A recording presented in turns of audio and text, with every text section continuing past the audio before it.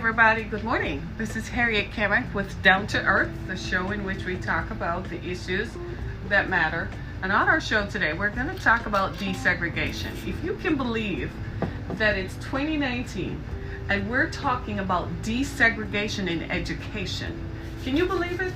I was stupefied last night when I read this article on the New York Times, as usual, trolling the web. Stuff just pops up, right?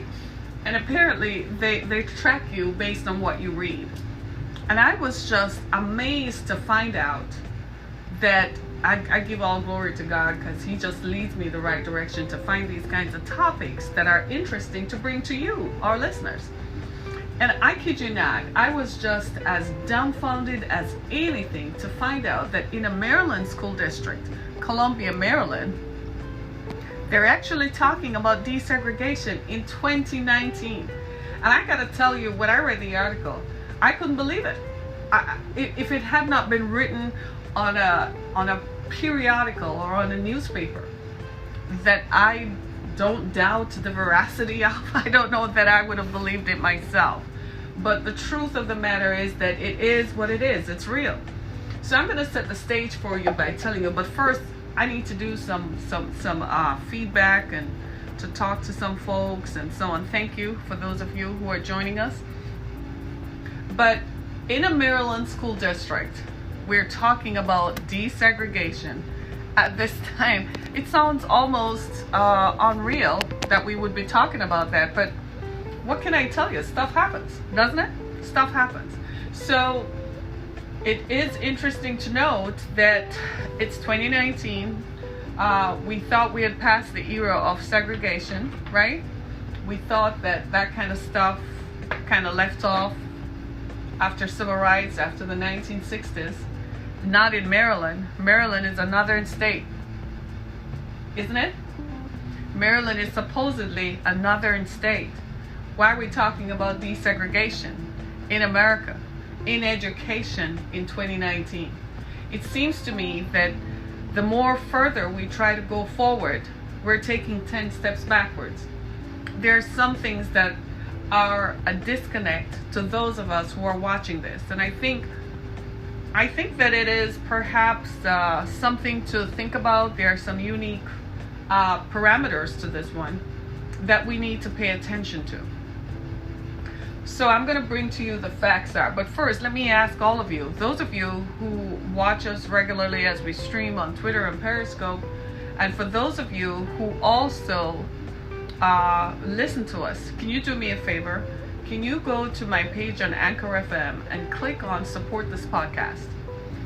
Become a subscriber. You can also continue to share our podcast with others. When we sign off on Twitter and Periscope, there are other subjects that you might not have heard. There are other shows that you might not have heard. So can you go to Anchor FM and look up the other shows? We're available on Spotify. You can hear us on Spotify, Apple Podcasts, Google Podcasts, right there. We're on a variety of podcast platforms. But for those of you who are still interested in education and who are still following the stories around education, just last week we talked about school districts in Michigan that are underperforming. And it seems as if it's not too far off to say that irrespective of whether people are blue, they vote blue or vote red, there still is some sort of inherent and implicit biases that surround education for most people. Whether you are black or white, if you're white, doesn't matter if you're blue, you vote blue or you vote red, because in this situation, this is a school district. This neighborhood, Columbia, Maryland, was founded on the principles of non-racism, was founded on the principles of liberalism. Most people in the school district identify themselves as liberals. They claim they're Democrats. Yet we found that implicit bias, as evidenced by race and racism and classism, abound. What happens in that school district was the superintendent of schools looked at the entire district and decided that there were some students who were underperforming, and that if they integrated, because they could see the kids who were underperforming were low-income students, right? Perhaps their parents worked, right? Low-income jobs, and so they're not able to spend as much time with homework. They also can't afford extracurriculars and so on, right? We know how that works, right? Then in the higher performing areas, the students in the wealthier suburbs of the town, they found that students performed better. So the school district came up with the idea to integrate and to blend students. So they would bus people, they would bus the wealthier students to another school and integrate it to see if what they found. They said when you do that, the test scores kind of balance out. So it doesn't look as if one part of the district performs better than the other. Well, when they made that proposal to the general school district, it was a revolution, literally. People were angry. They felt that they didn't want those kids in their schools, and they didn't want their kids to go to that school where those kids are. And what we found was along color lines, the marginalization was evident. So white kids and Asian kids felt that their kids should not mix with black and Hispanic kids. I kid you not. We're talking about desegregation in Maryland in 2019. So white parents and Asian parents. Now imagine this. Asian parents are immigrants, descendants of immigrants, right? And they began their discourses by saying, we're not racist, we are liberals, we vote Democrat. That's what they say. But they're liberals and Democrats until it starts affecting them. So when it began affecting them and affecting their students being bused, their children being bused to another section of the school district, they didn't like that. They're fighting it. They also said their kids drive, so if their kids had to drive further, then they would have accidents. So I read the article to see how far they would drive. I thought, oh my God, why would you want your kid driving an extra 10 miles in winter? Turns out they would only be driving 2 miles further. So they also said their kids would commit suicide if they went into the schools where black and Hispanic kids are more prevalent. Black and Hispanic kids are watching and saying, well, if that's how you feel about us, well, we don't want you in our schools either. If you think that you are better because you're wealthier, then don't come here either. So the school district said, well, we have to make a decision because we can't just let something like this continue to happen. This is what I've been talking about. The politics, the racism of neoliberalism. So these are people who say they're liberals and they vote Democrat, but they're just as racist as anybody else. And when I say this, people say, well, Harriet, no, it is what it is. Everybody says they're fine until it's their lives on the line. When it is going to affect their kids, all of a sudden, I don't want my kids mixing with those kids. And if the truth be told, there is some parental concern that you have to acknowledge there, because if in the school district, if it's in the school that they're proposing to blend and integrate, if there's violence there, if there are drugs there, I wouldn't want my child in a school where violence and drugs are. That's just being realistic as a parent. But if all you're worried about, but if drugs and violence are not the determining factor, which the article did not specify that. The article did not say it had a high drug problem or it had a violence problem. It just said the students did not perform as well on test scores. So there is an element of classism, and nobody wants to say the R word because after all, we are all liberals. That's what they're saying. So we're not racist at all, but you are. You are racist if you're discriminating against a person of another race. You are racist if you don't think that your child should be mixed or integrate with another child. That tells us all that after they graduate high school, after they go to college, and after they start working, these are the same folks who discriminate against colored people applying for jobs. They don't think they should mix with them. They don't think they should mix with colored people because they think they're inherently better, and that there's something wrong with them being black or with them being Hispanic. I am calling out Asians because in that school district there are a number of Asians and Indians and Indians from India, not Native Americans, Indians from India. I'm calling you all out on your BS. You're all racist. And look at you being racist. And when it comes down to it, the way the society classifies everybody is either you are white or non-white. Look at that. Imagine in America, we have finally, thank you America, that we have finally gotten to the stage where you have so divided, you have conquered now, that Asians who are yellow skinned and Indians who are brown skinned get an opportunity to discriminate against Hispanics and blacks. Imagine that. And have the nerve, yeah, if you're Indian, you need to come and talk to me. Right? You need to talk to me. Come and show me how liberal you are. And to me, at first when I read it, I wanted to think that it was more classism than anything else, because I'm like, maybe, traditionally they are more affluent because they're more educated, right? So they tend to live in better neighborhoods, and they have more stability, financial stability, because they're high income earners. They're either doctors or anesthesiologists, or they're engineers or scientists. So they tend to have higher paying jobs, so they earn more. But the truth of the matter is that when you listen to their speak, right, you begin to realize that so at first I wanted to put it down to just good old-fashioned classism, that they're just classist, they're just, but then when you start referring to people as them and those people, then I begin to realize that you also somehow think you are better than the people who don't look like you.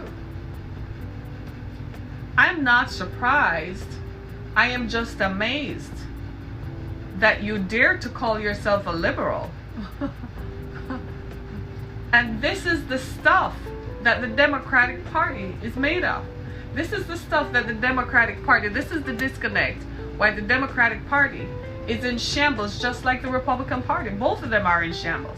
The Republican Party found an element in themselves that they have to confront, that they don't know what to do, but at the same time they don't want to lose control of the power of having the government under their control. On the other hand, you have the Democratic Party, who now has to face this problem that we advocate to say that we need the black vote and the Hispanic vote, but there are elements within your party that are racist and classist. That's the Democratic Party. And traditionally, Indian Americans, the people who call themselves Indian Americans from India, traditionally they don't align themselves with anybody's cause. This is why they're, as a voting bloc, nobody really goes to them, because they pick and choose whom they're going to support. So nobody really goes to them because they're not steady, they're not stable. If they feel like voting for this candidate, that's who they do it. So nobody really goes for them, but they're affluent.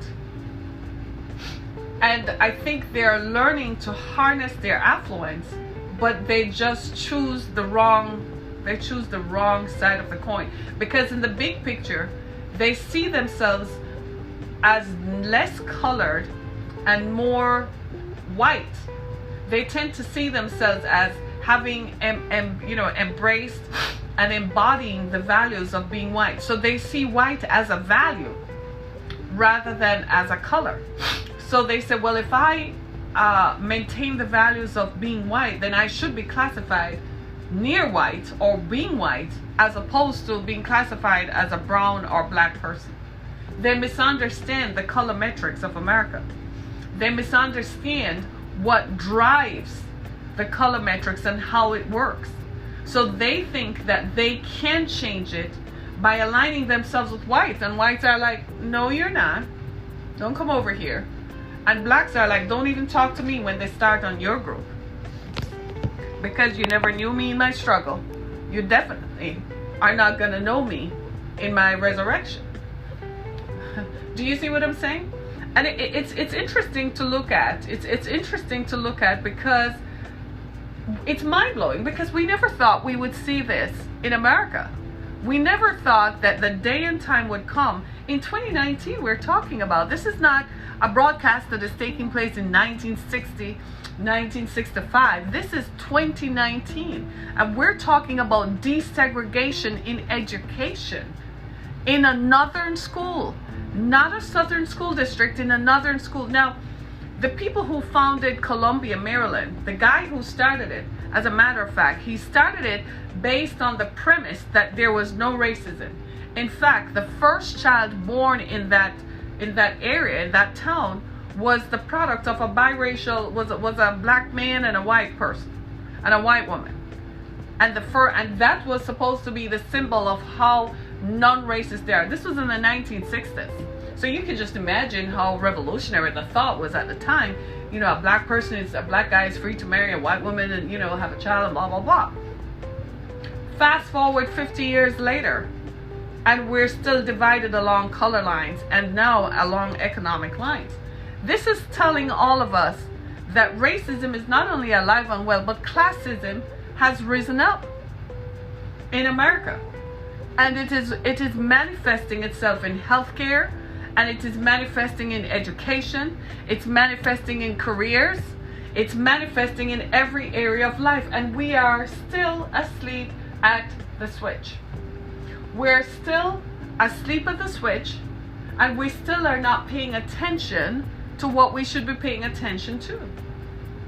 We're still not looking at education as something that should be available. I mean, we just did a story on charter schools in Michigan and discovered that the activity, the ideology around charter schools is that it should be free market, that education is not something guaranteed by the Constitution, that education is not, they don't want people to be educated. They want to collect the money from the state but not allow the kids to be educated. Because after all, if you let black kids be educated, you might have another Barack Obama. Hey, morning, right? My viewers are greeting me here on Twitter and Periscope. Do you see what I'm saying? It's the craziest thing, folks. It's the craziest thing. I mean, I was sitting up in my couch. At first, I was just like, wow, another story to read. So, you know how we multitask. You know, you're watching TV, but you're reading at the same time, right? And I was just dumbfounded. Reading the article made me sit up. I sat up straight because I couldn't believe that we're talking about this in 21st century America. That this is actually a thing. My friends, we got to wake up, right? When you have a group of immigrants, Asians and Indians, determining that they don't want to mix with blacks and Hispanics, I think we need to understand how the society has shifted. Regardless of whether they're right or wrong, the fact is they recognize that they have a choice and they don't want to be branded. They're changing how they're branded. They don't want to be seen and branded. We don't have those issues in our community. Well, I have news for Indians and Asian immigrants. I have news for you. You just got over. So you are the first generation. Give you a couple more generations and you're going to find that you end up in the same debacle that blacks and Hispanics are in. It will take a couple more generations to change. Trust me, it does. What happened to blacks did not happen overnight. It happened over time. It's 400 years, right? To desegregate and destroy a people by economic oppression. If it took 400 years to destroy blacks, it means they have a system. So it's only a matter of time. So give it another 50 years. Asians and Indians, you're not going to be at the top. Give it a couple more decades and you'll find yourselves in the same situation. Because you don't essentially understand what the problem is. The problem is the skin. It's skin deep.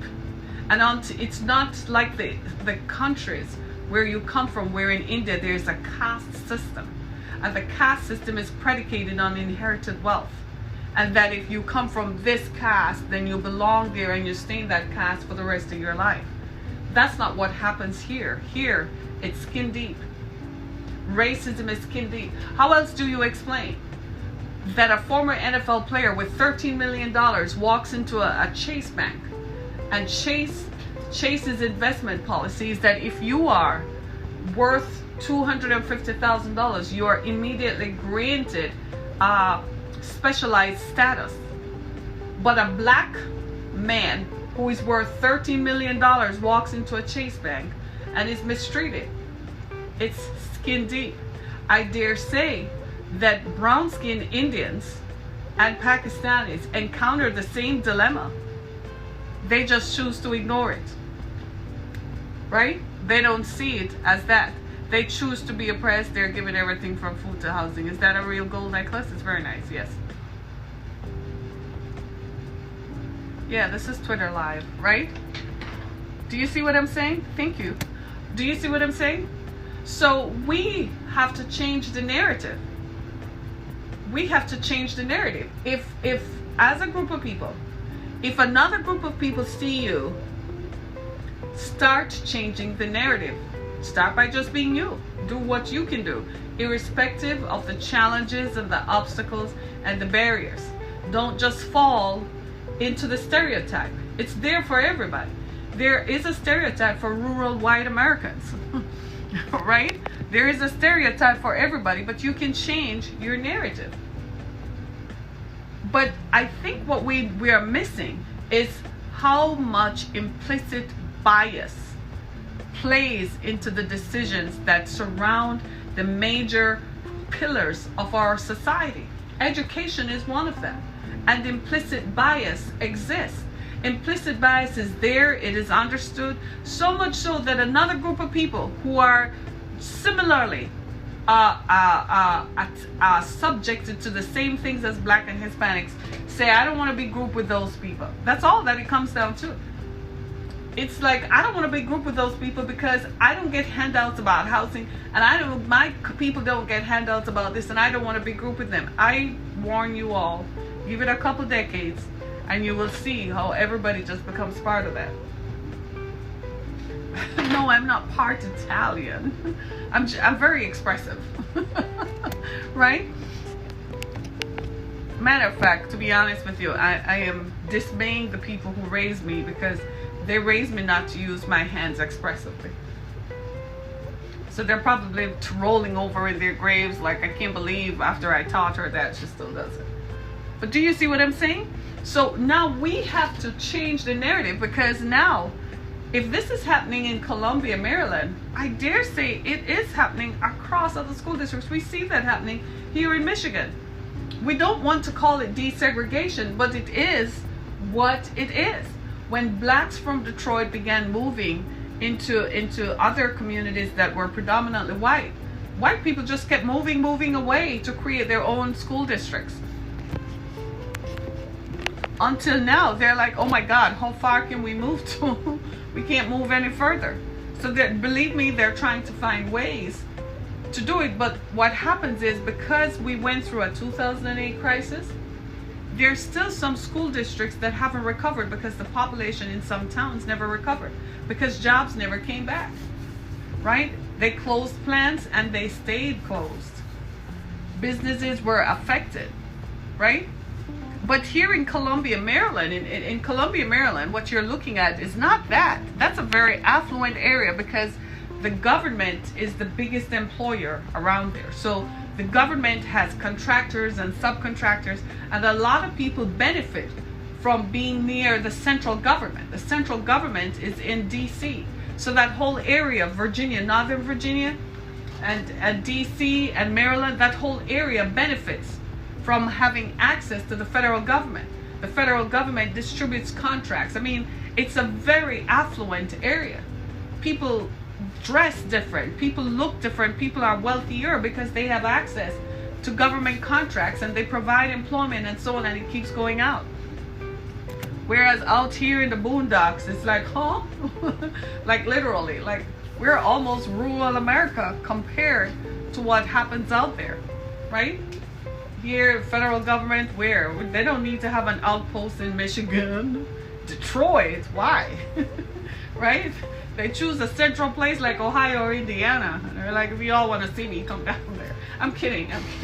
There are government offices here. Trust me, I'm kidding. I'm just saying that we have this huge issue, my friends. Desegregation. I'm going to be honest with you. I thought I was going to be so fired up over this morning. And I think I'm still in shock that I have to talk about desegregation in a Maryland school district in 2019. If that is not something to talk about, I don't know what is. And I don't know how much longer. We're going to be able to deal with this. I'm going to publish the link to the story so you can read it and then you can see what we're talking about.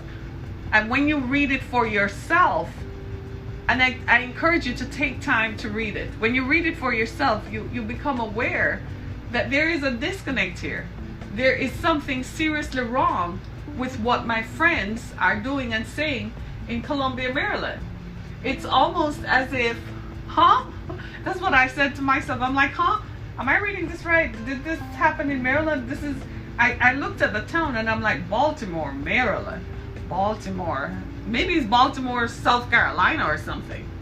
But it was in fact Baltimore, Maryland. We're talking about desegregation. We're talking about busing children. So you know what's going to happen eventually? If the school district insists that it is going to desegregate and it is going to bus white students from their affluent part of town to the less affluent part of town, you know what's going to happen?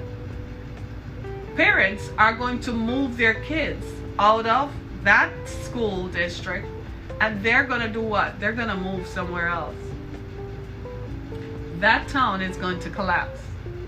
They're going to move, they're going to put their house up for sale, move somewhere else where they can put their kids in a white school district, and they're going to move out. That's what's going to happen. It happens every time. And they're going to move somewhere else where they feel like. I read one story where one guy said he had even bought a brick to put under the school because we identify ourselves based on the high school that we go to. And I'm like, are you kidding me? The school isn't even 100 years old. And you identify yourself because this is how perception works. That's classism. Perception works like this. I see myself based on the groups that I associate and affiliate with, right? You might be an independent thinker like me, like, It doesn't fly with me, right? But for most people think like a pack. They have a herd mentality. So whatever the herd is doing, that's what they're comfortable doing. Most people can't exist outside a zone where they're not part of a group. So they view themselves as part of this group. And I am wealthy and I am white and I stay in this group. And so they look for what are the hallmarks?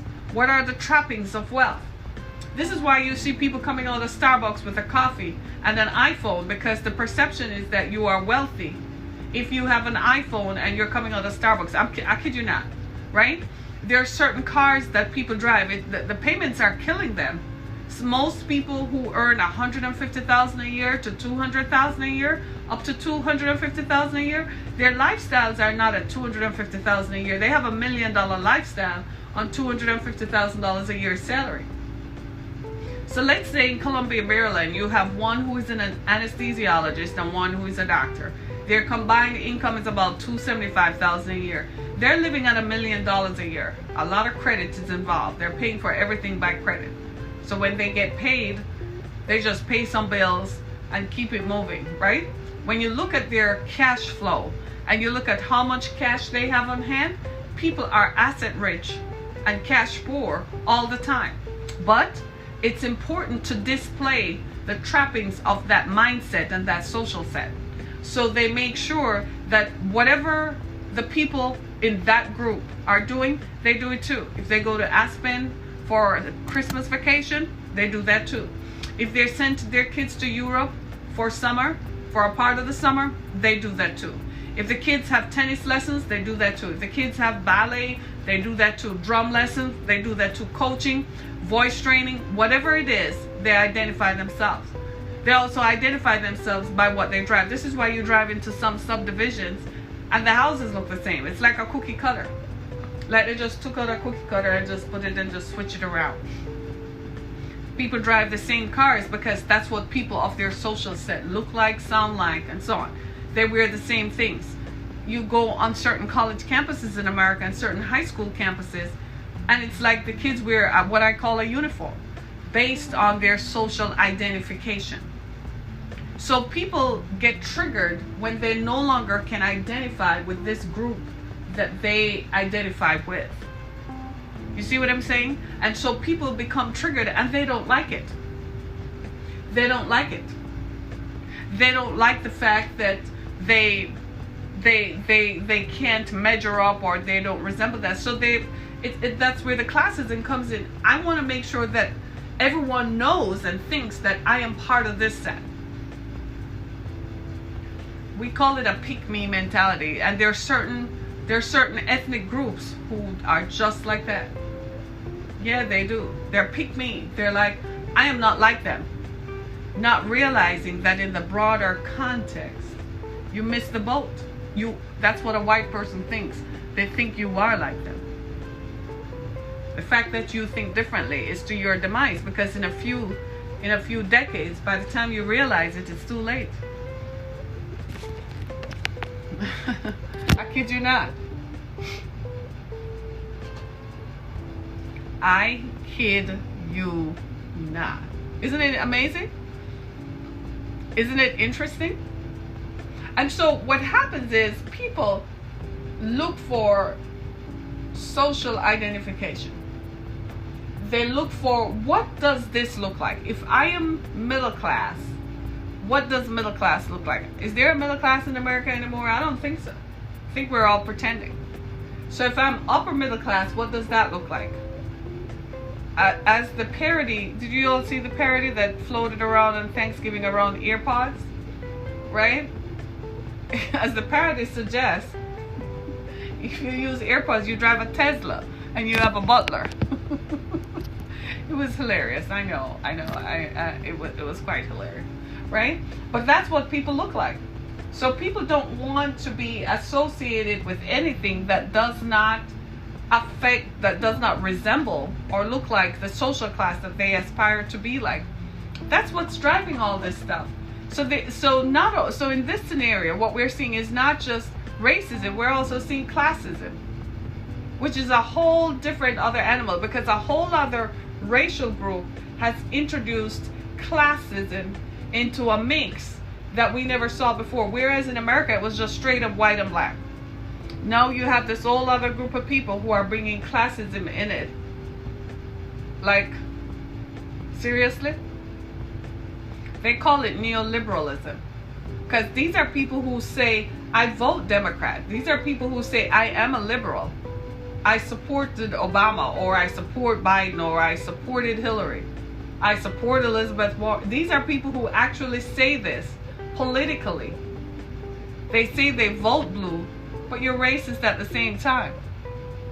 And that's something that the political establishment is wrestling with, because the demographics have changed.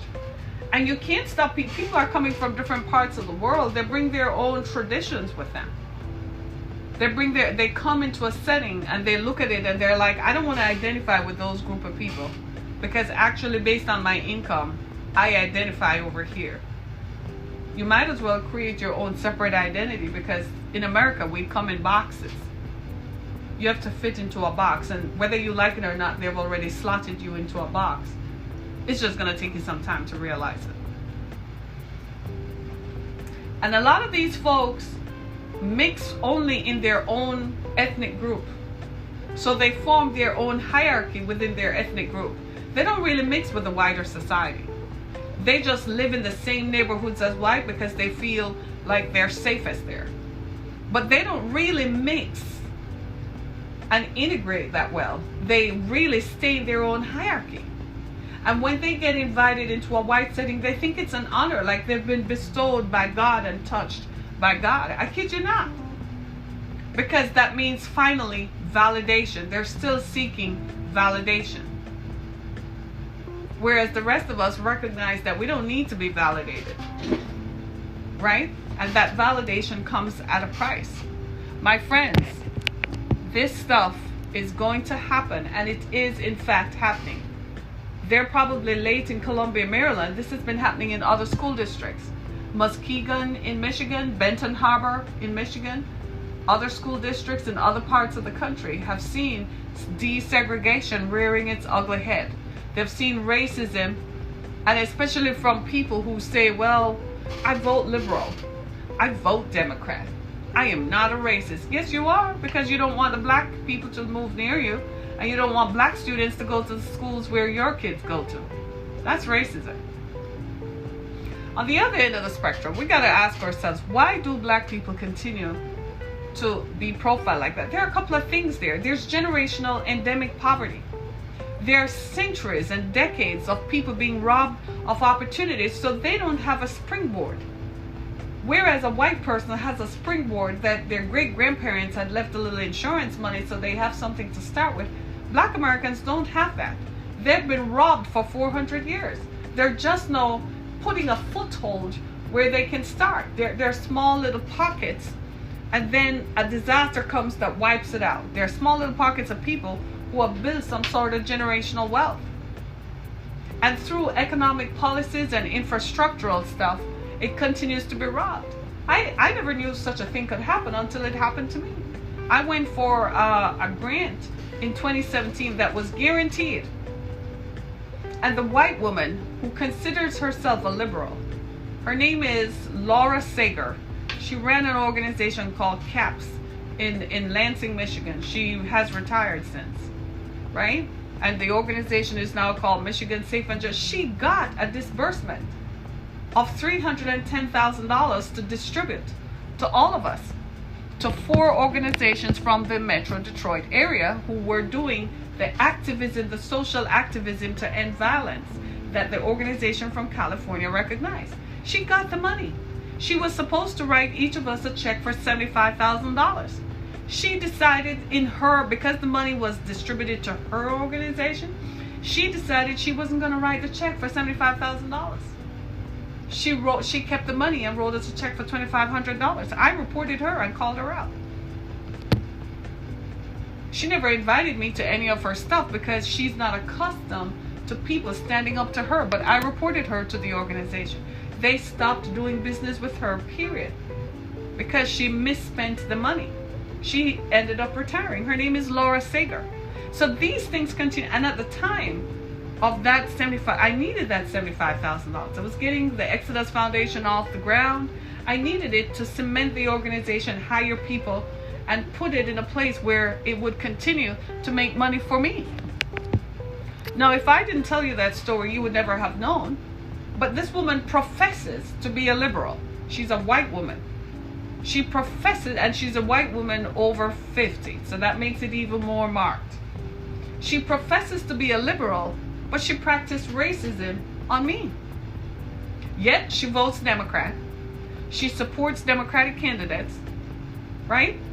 Espouses a Democratic liberal platform, but at the same time practiced racism when she could. Her name is Laura Sager. She's retired now, right? These things happen. So this is not an isolated case. This is something that happens over time. So if you're wondering, why is it that these black people allow themselves, sometimes you gotta listen. There are times when through drug use over time, it decimates families, right? Continued drug use, they have children, and they can't exit from the generational poverty. And when people try to move away, they go to college, and education is the key. They try to move away. Educational opportunities in America that you're now seeing are not equally distributed. Years ago, someone I know who is of Indian American descent was running for politics, for representational politics here in Michigan. And he told me that in his home country, where they come from, where they originate, he told me that their grandparents and parents thought that education was the key to get around colonialism, the enslavement of people of color by the white patriarchy, right? And so he felt so they invested in education. They sent their kids to school to be engineers and doctors. That what they did was they made education free. So if you want to be an engineer, well, you go study to be an engineer at no cost to you. You want to be a doctor? This is why when you meet Indians, they're doctors early in life. They're not 30-year-old and just leaving medical school. They actually started from they were like 16 studying to be a doctor. So by the time they're 28, they're done. They're practicing, right? But that's what their country did. Their society invested in education. But they were in control of their society. Here in America, Black Americans were never in control of the society. So they could not determine public policy as it affects them and the way they live their lives out. It's been a struggle trying to wrestle and fight and extricate themselves from an economic oppression and control that is designed to keep them enslaved forever. Do you see the problem now? Hopefully I put it into context so that you understand what I'm saying, right? And so what happens is, I only have a few more minutes left. So what happens is that people don't know how to work around this. So from if you are an outsider looking in, what are you most likely to do? You're most likely to blame the victim and say it's their fault why they can't do it. I used to do that until I saw it from the inside. I had to literally be placed smack in the midst of it to see it for what it is. And once I saw it, I said, holy cow, we got a problem. And what happens is the immigrants who come here from other countries, if you're not careful, you'll become subject to the system of economic oppression and racism. And when it happens, you can be robbed or be rid of. You know how they get you? You still live in the same neighborhoods, but you're paying way more on your mortgage. You're paying way more for your car than the white person does. If you don't believe me, ask your neighbor. You live in the same size house, in the same neighborhood, with the same value. But where you're paying $1,700 a month, they're paying $750. And you're like, but I have great credit, I pay my bills. Well, that's what it is. You never get to save any money because your interest rates are higher. I lived it. I couldn't believe it until I lived it. I actually had to call one mortgage broker once and told them that I was going to report them for discrimination, for them to redact the mortgage of the house we lived in. I kid you not. Great credit scores and all. So from the outside, you're looking at it and you're like, well, there's some things you can do to change and empower yourself. Do you think that I was trying to change and empower myself when that white woman, instead of giving me the money that she got for free to distribute to my organization, she took the money to enrich herself because she told herself, there's no way I'm going to give up a group of black. And I told her that. I said, if I were a white girl sitting in front of you, you'd have given me the damn money. But you're not going to give me the money because I'm not your color. I said, you're racist. I called her out. Everybody was looking at me like, but I'm going to say it. It is what it is. A California organization called California Safe and Just, they had distributed the money to them because that's how their grant mechanizations work. So they distributed it to them for them to distribute. And they told them which organizations in Detroit they want to give the money to based on our activism. I was well known for being an activist to end violence. Became a proponent of it. Got a lot of people involved. You know, just started talking and got people involved to focus on this. And it worked. And here comes the crowning glory. The moment when I am supposed to get the money. And what do you think happened? She, in her neo-liberalist mindset, it's hypocrisy. Because these are the people who come to people of color and say, I am with you. But here's the thing. This is how a liberal works. A liberal is racist, just as racist as anybody else. Don't let them fool you. Don't let them tell you that only Republicans are racist. Liberals are just as racist. You know how they're worse. At least with the Republicans, you know which side of the fence you're standing. When you're standing beside them, you know exactly how they feel about you. They just tell it like it is. They're like, hey man, this is me, this is what I feel like. And you're like, okay, well, this is how I feel about you. Okay, so we agree to disagree. A liberal, on the other hand, stands there and tells you, I am with you. But they say it, and what they really do and practice is, I know better than you because I am better than you. So you do as I say. That's how liberals are. So this white woman named Laura Sager, who got the money from California Safe and Just to distribute to my organization, her organization at the time was called CAPS. They're a public policy advocate organization in Michigan. They've since changed their name because she knew this day was going to come when I would call her out. Because some of you are going to go online now and look up for CAPS, CAPPS. And there would be some heat that would come at her. So she retired. I dare say maybe I'm not the only person she has done it to. Right? But here's what she did. In her liberalism and her self-righteousness that she is better, she thinks she could have kept the $75,000. May she burn wherever she is. Wherever she is, I have no sympathies for people who do that. I am not that person who says, oh, I forgive you. I'm not going to forgive you when you hurt me. I'm not going to forgive you when you have destroyed my life and almost destroyed my organization, destroyed the work that I was doing. That was the payment for the work that I had been doing. I needed it to continue doing the work to help others. And you, in your self-righteousness, think that you know better than me, so you kept the money. No. And this happens over time. So when some of you are asking, well, why don't people rise up and get out of their situation? I encourage you to listen to their story, because you would have never known that this is part of my story. You would have never known that this is my story that I lived it. I couldn't believe it happened. And at the same darn time, I was dealing with my mother's death. My mother died a month later. You think I needed the money? Think about that, right? She did. And this is what this neoliberalism is all about. These are hypocrites. They say they're with you. They say they espoused a belief system that sounds similar to you. But at the end of the day, they're going to kill you. At the end of the day, they're going to destroy you. If they don't pick up something to shoot you, they're going to tear you down economically, because they recognize that giving you money is empowerment. And they're going to make sure that they take that money away from you. That organization today is called Michigan Safe and Just. They still do the same things. They have a different leader, and Laura Sager has retired. But while she was there, this took place in 2017. While she was there, that's what they practiced. And this is why I don't support any of these folks who are liberals. I'm like, don't talk to me. Because at the end of the day, you are still the same. Underneath it all, you're still racist.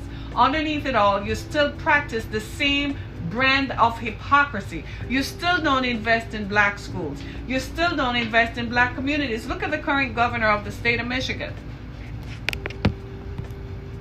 She's closing a black school district in Muskegon, where she campaigned heavily.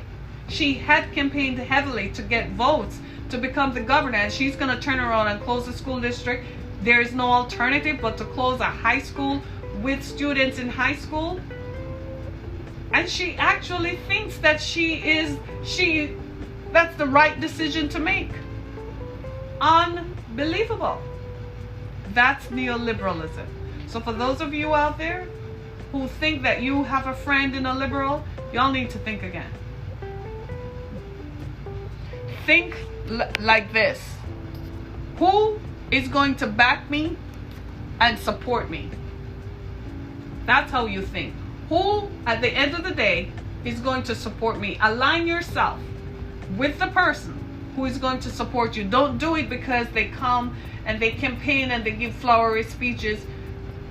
You got to remember who the Clintons are. Remember the Clintons? They were the architects of mass incarceration. They were the ones who said black boys were touching little black white girls. And yet you all thought you were all going to vote them into power again, right?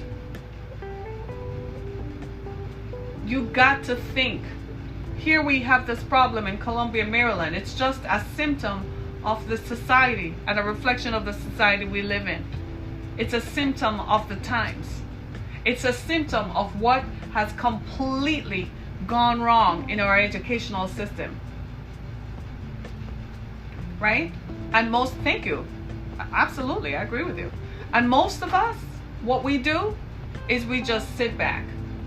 I have learned, when people come to me with their stories, I have learned to listen and treat it on a case-by-case basis. When somebody comes to me and tell me they have a problem, whereas I want to just attach some kind of broad-based attachment to it, while there is some value in that, I have learned to listen on a case-by-case basis. I have learned to look at what the history surrounding that group is and look at it and say within contextually what is really going on here. Because when you think about it, it's shocking. How do you think I felt after associating with these folks for all of the latter part of 2016 into 2017? And here comes the time now when they promised us. We were out in Sacramento, California with them. They said, this is what's going to happen. And when you go back to Michigan, Laura Sager from CAPS is going to give you the money. We went back to Michigan and Laura Sager decided that she was not going to give the money from CAPS. That organization is now called Michigan Safe and Just. She decided not to. That's what happens to folks. I kid you not. I say this all the time. The graveyard is a place that is rich with people's broken dreams. There's so many people. If I didn't have faith and I didn't have a strong belief in myself, I would have given up. You know what happened to me after that? My mother died. I was faced with, where am I going to live? What am I going to do? If I didn't have a strong faith and a belief in myself, I would have given up. I would have been done with advocacy. I would have never put my work and put myself behind getting the Exodus Foundation off the ground. I would have given up. I would have said, what's the point if you can't beat the system, if you can't get ahead of the system? I still continued. I soldiered on. I don't even know if you wouldn't call me a soldier because I don't embody the submissive type of personality that being a soldier requires. I just continue to believe that someday I'm going to get it. And I'm going to get back more. And I'm going to continue to do as much good as long as I can, while I can, and with whomever I can. And that's why I say, come as you are. Believe it or not. Did she ever apologize? Did she ever say anything? No, because she felt protected by the establishment. That the establishment would not believe me and the establishment would not support me. What she didn't realize was that the establishment did believe me because the organization did believe. And what they did was they withdrew their support. She had to stop functioning as CAPS. Do you see what I'm saying? I went to a retirement party and I looked at all the people who were there and I'm like, y'all need to go retire too. Why are you all there? Right? Why are you all still there? And that, my friends, is what causes people. If you ever wonder what happens to people and why people can't get off the ground and why some people seem stuck and why some people seem like those people never get it together, there are all kinds of reasons. There are generational reasons. There are reasons that some people don't even understand. They're frustrated by the obstacles and the barriers that are around them and they don't know how to get out of it. And every time they try to get out of it, they're pushed back and beaten up and pushed back. For some people, it's too much. For some of us, we can do it and get up and keep on moving. And then there are others for whom it's too much. They can't do it. I am not excusing the problems, the social problems that exist in the black community. some of which some people cause on themselves, right? And I'm not excusing any of that. A criminal is a criminal. I don't care what you look like. You're a criminal, you need to go to jail and do the time for the crime you've committed. That's how I look at it. Because the same kinds of problems you face, I face. But I didn't choose to be a criminal. I didn't choose to criminalize my activities. I just adjusted myself and adjusted to my new reality and found a way to make it work around me. That's just how I chose to do it. I think that's the right approach, don't you? Right? I didn't choose to go criminalize and create a criminal enterprise or do any of that stuff. So some of the stuff that happens, some people are, but you got to look at the context. When you look at the context, it opens up a whole diaspora. And it's diaphanous in its extent. You have to look at it and say, where did this velocity come from? How much of this stuff that people are walking around with? And some people react differently to this. For some people, they make a little money and they're like, I don't identify with black anymore. I don't identify with being like that anymore. And you can't really blame them. Can't blame them. So we got some social problems. So this is for all the liberals and the neoliberals out there. You're just as racist as anybody else. And you know you are. You know you are. You've hurt people. You've damaged people. You've robbed people of opportunity. And you have contributed to the demise of people. There's a young lady I know. She still can't talk about it. She helped set up. She's never going to come on my podcast and tell her story. She's not ready to talk about it yet because she's still internalizing it. She went to school. She got a bachelor's degree.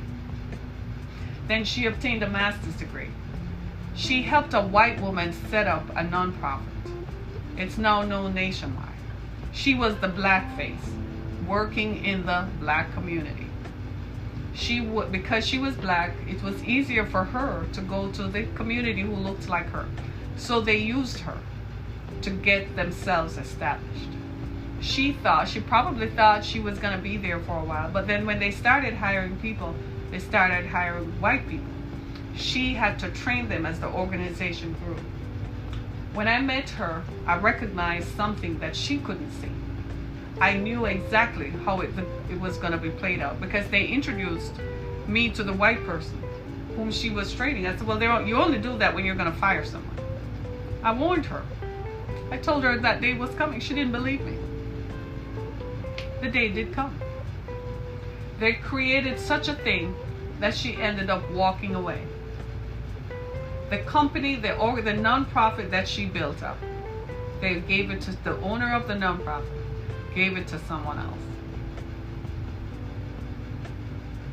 Smile.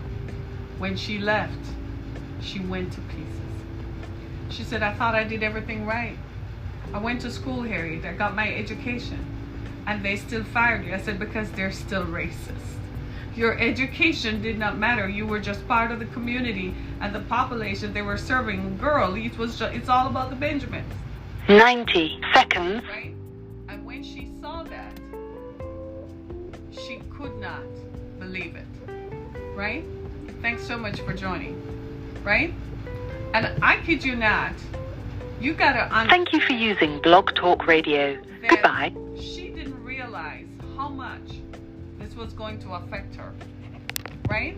She didn't understand how much. I only have a few minutes left. I really need to go, and you guys are still joining. Right? She didn't understand how much this was going to bother her. But I gotta go. I have less than a minute. And now, here she is outside. Someday she'll be able to talk about it. But this is what neoliberalism is. These people say they're all Democrats, they're all liberals, and yet they fired her after she built them up. Right? So these are the reasons. So when you see these things, look at it contextually. Right? The story was about what happened in Columbia, Maryland. The desegregation that we're still talking about in 21st century America in education. Go to my website, harrietkemmick.com. I encourage you and ask for your support. Go to my page on Anchor FM and click on support this podcast, and you'll be able to help us to stay on the air. Thank you so much, everybody. I'll see you Sunday morning. We talk about faith, right? Have a great weekend. Live fearlessly. and pray some more. Thanks so much, everybody. Love you. Be blessed.